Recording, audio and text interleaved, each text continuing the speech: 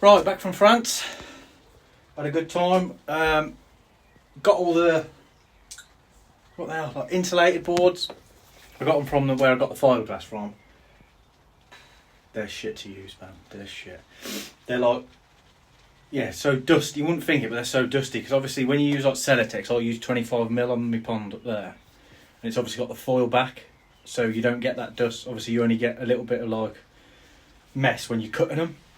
So on a big area like a pond up there, I was putting full sheets pretty much top to bottom, so I didn't really have that much mess. It was only a few bits with the cuts. But this, because it's so like small and intricate, everyone had to be cut. It's just not nice. So what I've done, I've obviously stuck them all on, and what I've done is I've put a batten there and pulled it off the wall a bit, because what the plan's going to be is in here when I get like a cover, like Perspex or whatever, or polycarb. Obviously there won't be nothing there, so I'll put that there just as a lip so they can so literally what I want realistically is I want one sheet to do it all, but if I have to use 2 or 3 it's not too bad, and then outside would probably be a net or it'll be open.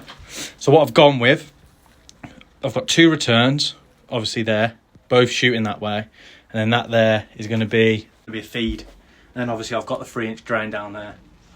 So the weather's not the best, so obviously I've had the heater on in here, it's quite warm. What I'm going to do is, tomorrow's meant to be decent, so I'm going to try and get at least this half done, the walls and the floor, let it go hard, so then tomorrow all I've got to do is, I can have this as like a hard space where I can put all my stuff in, and then use it over there. If you can hear now, it's just started raining, so obviously I'm all right to come to here. I could do out there as well, because obviously I've got the cover, but realistically what I want is I want to be able to take the cover off and have like freedom standing up, because at the moment I'm like half cocked. I do everything on my knees, but I'm not used to being on my knees. Yeah, so get going. Hello. Right, everywhere's a mess. Half cleaning out the Easy Pod. Oh, parcels come today, so I've got all my elbows and bits like that, so I can start sort of piping it up. I'll show you my plans and then see what everyone else thinks. Right, so this is the back wall. So I've obviously got me 1.5 inch feeds and then a 2-inch. But what the plan is, I'm going to take that off. I'm going to try and keep everything tight to this so I can screw it all on. So basically 3-inch coming here, Nexus there. I think the way, not Nexus, I keep Easy Pod there. I think the return are there. So what I'm going to do is come out of the Nexus down onto the floor. Maybe put a little pad just in so it sits on the, so the pump sits on something. And then it's going to run, and then I'm going to bring it here, and then I'm basically, all I'm going to do is come up, T, come over to here, then I'm going to probably put a valve, like a ball valve. This one then carry on up, come to there, 90, bring it there, valve, and then straight in, 90 back in. So it's quite simple really. So then if I ever need to turn anything off, all I've got to do is switch those 2 valves off. That then obviously cuts the pond out, and that would cut that off. I might want to put a valve there then, because if I put a valve there and there, that's where my heater's going to go. So that will there. So yeah, if I turn that one off and turn that one off, I'm going to take the heater off. Whereas if I've got it there, that will keep rushing. So do I turn that one off? I might put a valve there then. So I might do T, come out, heater, valve off. That cuts that one off. That one cuts that one off. Comes all the way back to the filter. Turn the 3-inch off and empty the Easy Pod. That'll be a quicker way of not using enough valves. I think I've got enough. I think I've got 4 valves. So that'll be plenty. So I'll do 1, 2, maybe 3 there. I've got a spare one then. But yeah. And for now, I'm just going to put a valve on that. Leave it long, put a valve on, because if I need to, I can just cut it. And you can rebuy these inserts. So that's the plan. I'm going to get all this piped up and basically leave it So I've just got 1.5 inch pipe here, and then I can just put a 90 on it, and then I won't glue the 90 on, but because then I can just twist it either way, wherever I want to go. Because once I've done that, then this will be obviously where my easy goes. I need to put some sort of plinth to build it up to the height. And then, yeah, it's all this. I've put some cables in. I'm waiting for the Sparky to come because I don't really know what I'm doing. And I need to first fix the cables in before he comes. Because when I obviously put my OSB, I'm going to OSB this and then clad it. So, yeah.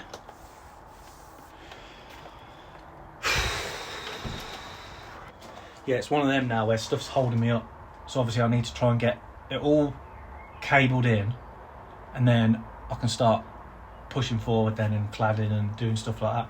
The ceiling, for now, I might just down here somewhere put a 4-inch hole for like a vent extractor fan, because obviously if it gets damp in here, everything's going to get ruined. Even though it'll all be cladded, the roof I'm just going to get 25mm Celotex and just completely go over the top and leave that as it is. So I'll try and cut it all nice and get some foil tape and tape that. That'll all be done, and then literally the outside is all just going to be the white cladding, easy to wipe down. And then, like I say, if it does get a little bit damp in it, it won't be too bad, but I still want the vent just in case. I might never switch it on. It might just be one of those things that I keep, because again, till the Sparky comes, the plan is where you can get a real thin electric heater, and if the electric heater has got a timer on or a thermostat, I'm gonna ask him if I can get one there on obviously the power that I'm using. Put one there just to keep this warm. Yeah, like that. Yeah, I've just been cleaned out the Easy Pod yesterday. I'll just drop a little clip in out how dirty it was. Got bags of like grit or something in there. Obviously it's going to be some sort of bot, like whatever that is. Little like bits of media, but obviously the person who had it before me, like, absolutely filthy. So no wonder they thought that to change it. Let's have a look at it here. Look. Honestly, filthy. So whether they knew they was getting a new filter, so they just left it or what? Yeah, disgusting. Yeah, so filthy that was. Yeah, looking a lot better now. I don't actually know who or how they've run it, because obviously the inside had these bags in that were just jammed in the bottom, absolutely caked in crap. Yeah, so obviously when they bubbled it, they'll have bubbled the K1 at the top, and then these things, there's about, what, 1, 2, 3, 4, 5, 6, 6 of these at the bottom, just sat there, all just caked in. I actually thought it was dirt. When I first looked in, I thought it was soil, and I thought, well, I don't know what's going on, but yeah. That's cleaned. Yeah, a little good tip as well. Sorting the Nexus from pump fed to gravity. Watched Andy Derby Coy. Yeah, so obviously, you know what, I'll put Andy's description of his video down below, because it was actually helpful. Obviously switching all these around, that's a simple bit. The bit that I forgot is, so I cut that so that can now accept a 3-inch rubber.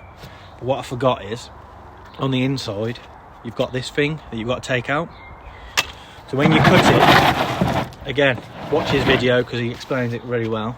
That goes in there for pump fed. And I'd done it all, and I thought I'll watch his video just again to see. And yeah, reminded me of this thing. So that is in there, and it needs pulling out. I don't know if these are on all the Easies, but on obviously this one, it needed pulling out. So yeah, thank you, Andy. Obviously I'd have left that in, and then obviously the flow would have been less because it goes through that little gap. So where it's 3-inch, that's probably where all the poo would accumulate, because the back pressure of coming through as a 3, going in a little, like, not even a 2-inch gap. But yeah, pond's all glass done.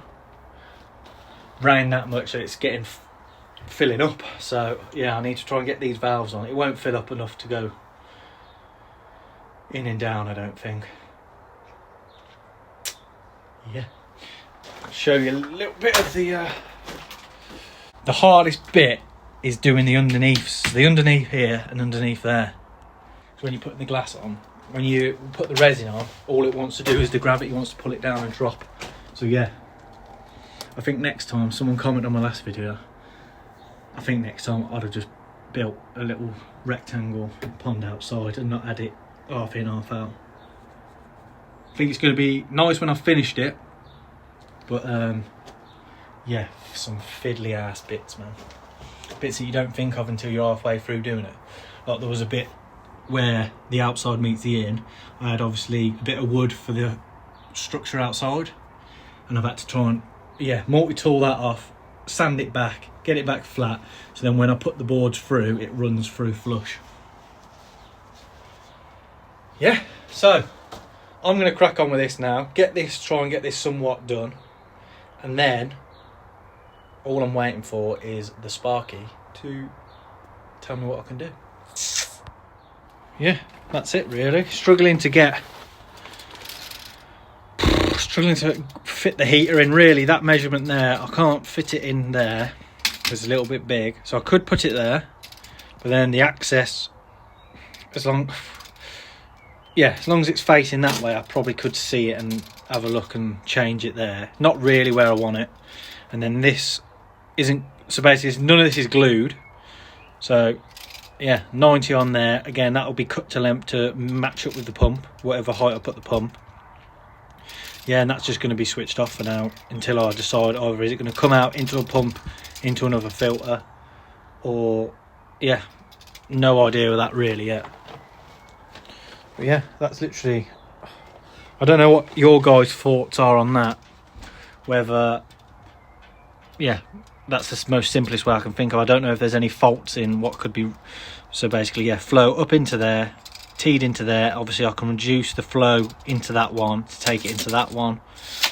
Yeah, and if I need to shut it off, that one turns off, that one turns off. That means that's completely turned off from the pond. And then maybe a flow, a flow, one-way valve there maybe.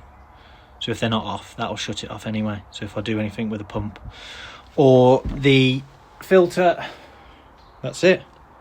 So that's all done. Wait for the Sparky. As soon as the Sparky's in, I can crack on with the rest of them, and we'll have a little bit more. Hope everyone's going well with their ponds and the season's kicking off. All the covers are off, heating coming on. I think the main pond now, I'll take you up there now and have a little quick look. That is, I think it's at 21 now, feeding well. I've got a new feeder as well, so I'll show you that. Actually, yeah, let's go up there now. So this one obviously redundant now, but I'll probably use that for now if I do, when I get that set up down there. But yeah, this is the new one. Is it the yeah, JBL feeder? To be honest, I can't complain with how well it's working. Window needs a clean, but yeah, they're all doing very well. Now, that's it really. Yeah, ponds are 22, going up slowly to 24. I'm taking it very slowly. Yeah, I'm absolutely buzzing. Yeah, pond and window needs a clean. But yeah, the mate, it holds a lot of feed as well. That's got me full up now. So that can do 24 feeds a day. I'm at 12 at the moment, 12 on the lowest setting. So it's literally just trickling in a tiny bit. And as we speak, promise you this won't land.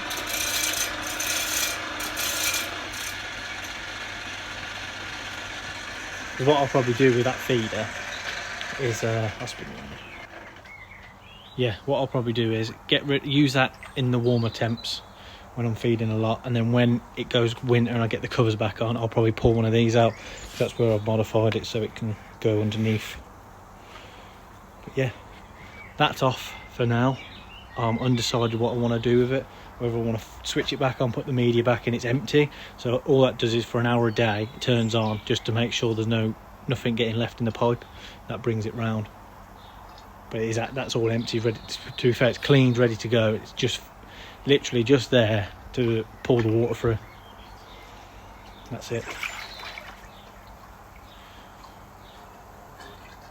Yeah, back on track. Yeah, so thanks for watching. Yeah, I'm trying to get a ticket for, is it the Secret Sankey event, something like that, down in Newark. So I'm going to try and get that. Might get down there, I don't know yet. So if there's any tickets left, literally last minute, I'll buy it and go. If not, I'm going to be at one of the shows. Is it National next, is it? Definitely going down there. So yeah, catch you all next time.